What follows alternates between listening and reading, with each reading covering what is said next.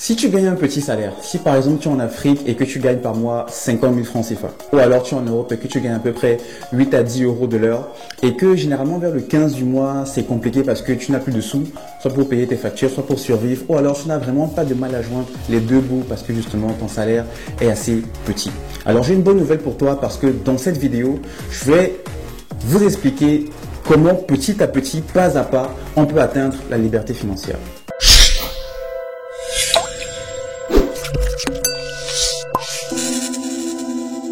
Il faut savoir qu'il y a trois choses qui sucent notre argent quand il s'agit des dépenses. Premièrement, il y a le loyer. Ensuite, il y a le transport. Et enfin, il y a tout ce qui est les courses pour la maison. Ça, ce sont les trois gros postes de dépenses les plus considérables quand il s'agit des charges de la maison. Donc, des dépenses de vie, en fait. Maintenant, quand tu es dans une situation où on a un petit salaire et où c'est difficile de joindre les deux bouts, la première chose à faire, c'est vraiment de considérer parmi ces trois grosses sources de dépenses, qu'est-ce que je peux faire? Quelles sont les choses sur lesquelles je peux avoir un contrôle et prendre action pour les réduire au maximum? Dans le cas du loyer, ton loyer ne doit pas dépasser 30% de ton salaire mensuel. Ça veut dire que si tu gagnes 50 000 par exemple et que ton loyer te coûte 40 000, il ne te reste plus que 10 000 pour vivre. Ça, it doesn't make sense. C'est pas normal. Tu es déjà au-delà du ratio. Si tu gagnes 4 000 euros ou 2 500 euros et que ton loyer c'est 2 000 euros, c'est trop. Il ne te reste que 500 euros pour vivre, pour te déplacer, pour te soigner, pour manger, etc., etc. Donc, comment faire pour réduire ces charges de loyer? Soit tu peux vivre en colocation, par exemple.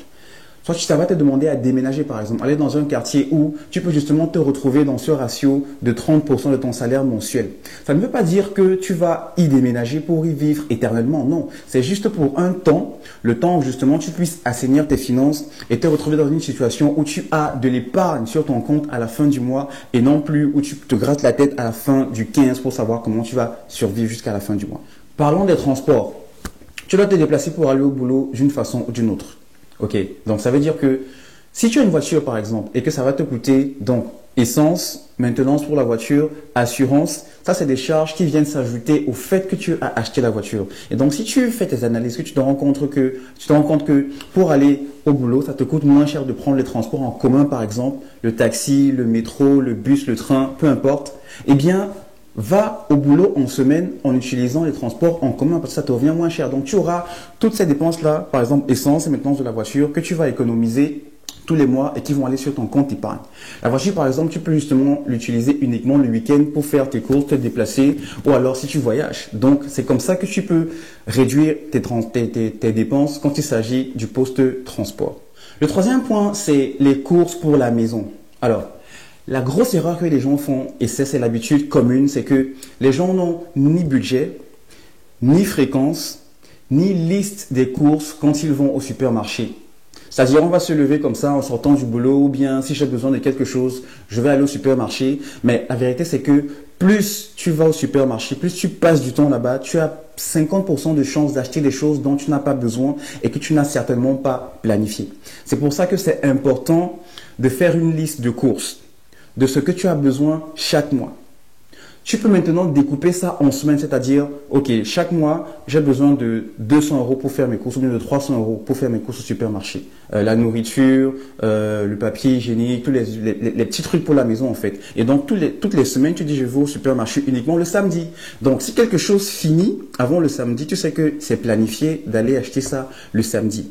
Sinon, tu te retrouves dans une situation où le frigo est plein et tu te retrouves en train d'acheter des choses que tu as déjà au frigo ou au congélateur et même donc tu as oublié en fait que tu as ces choses à la maison et donc tu dépenses en fait de l'argent, tu gaspilles sur ce que tu as déjà. Donc, fais une liste de courses, définis un planning pour faire tes courses et définis un budget pour faire tes courses. Avec un petit salaire, on n'a pas beaucoup de marge. Et donc, le but ici, c'est de voir comment on peut réduire ses dépenses au maximum. Donc, ça veut dire aussi réduire les dépenses qui sont de type loisir. Tu n'es pas obligé d'aller manger tous les jours dehors. Tu peux faire à la maison, tu peux préparer à la maison et crois-moi, ça va être beaucoup plus économique de préparer à la maison que d'aller manger dehors à chaque fois. Tu n'es pas donc obligé aussi de sortir pour aller en club par exemple, en boîte de nuit ou bien pour aller chaque fois qu'un de tes amis ou même un membre de ta famille t'invite. Tu n'es pas obligé de partir parce que tu es dans une situation où tu essayes d'assainir tes finances, tu essayes d'avancer, tu essayes de faire du progrès. Et donc, pendant un laps de temps, ça va demander un certain sacrifice qui va se résolver en termes de moins de loisirs ou pas de loisirs du tout. Parce que l'argent que tu dépensais pour ça, eh bien, tu seras capable de le mettre de côté. L'étape suivante, c'est d'épargner automatiquement un petit montant de ton salaire. C'est-à-dire systématiquement, chaque mois, mets de côté un petit montant. Si tu es entre 8 et 10 euros de l'heure par exemple, fais-toi une résolution que chaque fois que je reçois mon chèque, mon virement sur mon compte, je mets 20 euros de côté, je mets 30 euros ou 50 euros de côté systématiquement. Et c'est un argent que je ne vais pas toucher quoi qu'il arrive. Si tu gagnes 50 000, dis-toi que chaque mois, je mets 1000 francs ou 2000 ou 3000 ou 5000 de côté systématiquement que je ne touche pas. Parce que petit à petit, tu vas te construire une épargne qui va t'aider. Une autre chose qui te permettra d'avoir un petit revenu à côté, c'est de développer une activité sur le côté, ce qu'on appelle side hustle. C'est-à-dire, c'est faire quelque chose pendant ton temps libre, soit quand tu ne travailles pas, soit en soirée, quand tu as fini de travailler, ou alors le week-end, qui te permettra justement d'avoir un peu de sous à côté. Donc, c'est par exemple délivrer les pizzas. C'est par exemple livrer la nourriture avec Uber Eats. C'est par exemple faire le taxi. Ça, c'est des activités que tu peux faire à côté en plus de ton travail. Comme j'ai dit, soit le soir, soit le week-end, quand tu as le temps en fait. La deuxième chose que tu peux aussi faire, c'est de te lancer en freelance. C'est-à-dire, si tu es par exemple quelqu'un qui est manuel, c'est-à-dire tu sais monter un meuble, tu sais faire un peu de menuiserie, tu sais faire un peu de peinture, tu sais cuisiner, tu sais préparer, tu sais faire de la pâtisserie, la boulangerie.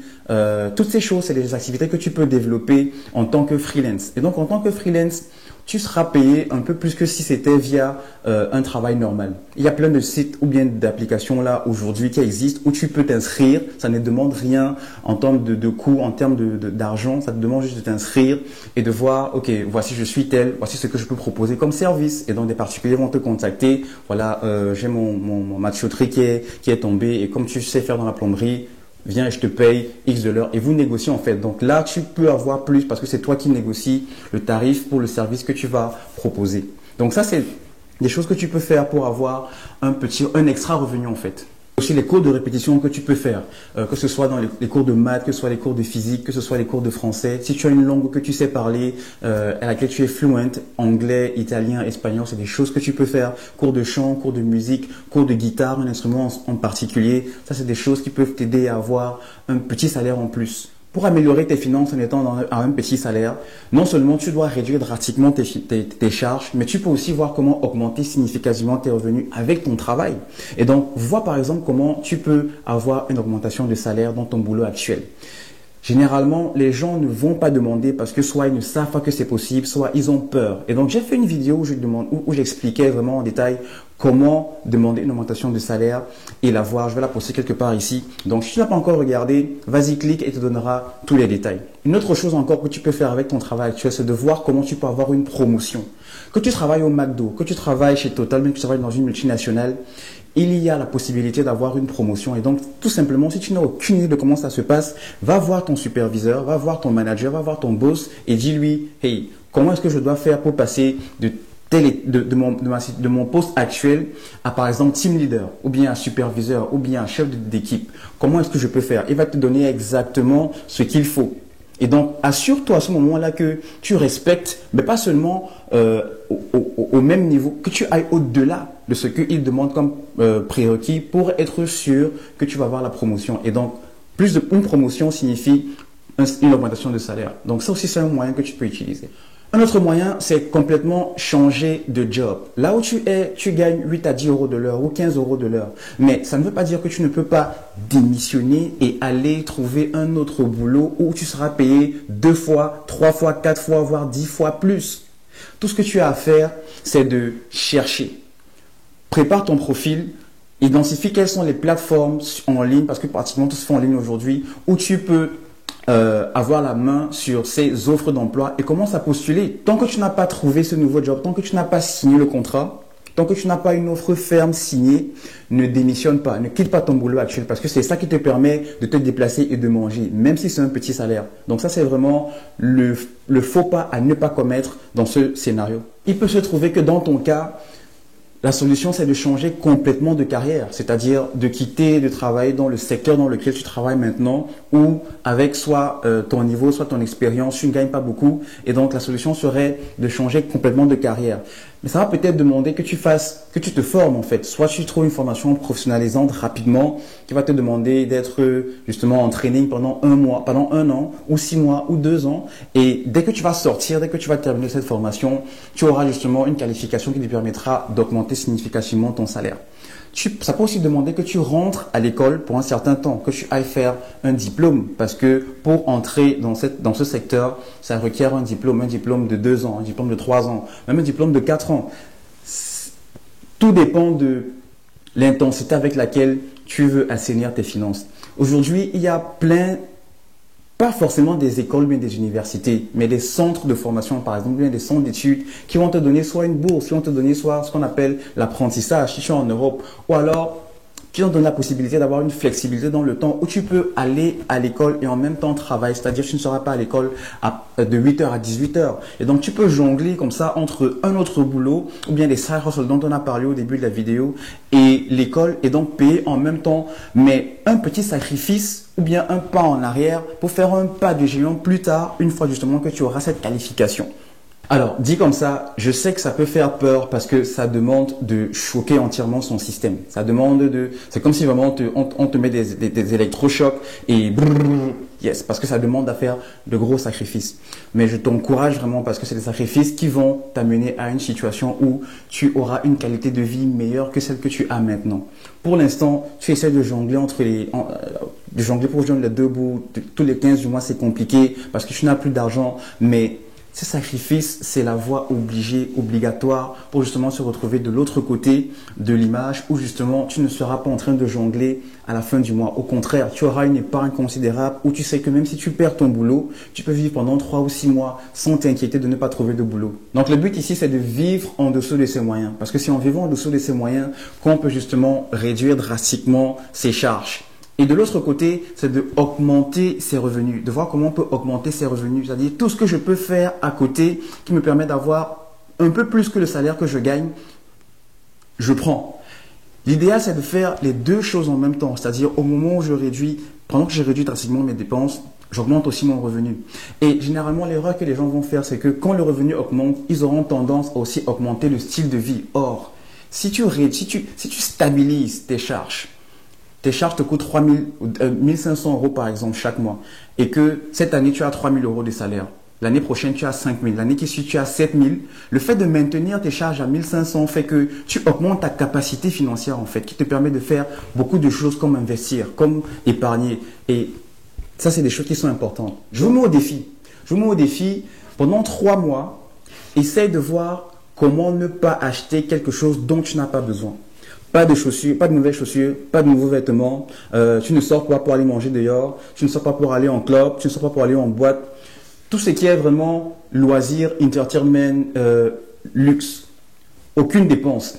Et tu vas voir combien tu as mis de côté juste en prenant cette décision. Et donc, on se vous donne des nouvelles dans 3 mois. Donc, ça, c'est des petites choses que j'ai préparées pour vous, pour des personnes qui sont dans une situation où ils sont dans un salaire, ils ont un salaire, un petit salaire, mais comment ils peuvent faire pour se retrouver dans une situation meilleure où ils ont atteint une liberté financière concrète. Si tu as aimé la vidéo, petit pouce bleu. Si tu as des commentaires, des ajouts, n'hésite pas à les mentionner dans la section de commentaires juste en bas. Et surtout, partage au max autour de toi à des personnes que ça pourrait intéresser. Et fais-moi un retour si justement tu es en train de passer par l'une des solutions que j'ai données. Je serais curieux de le savoir. D'ici là, porte-toi bien. Ciao.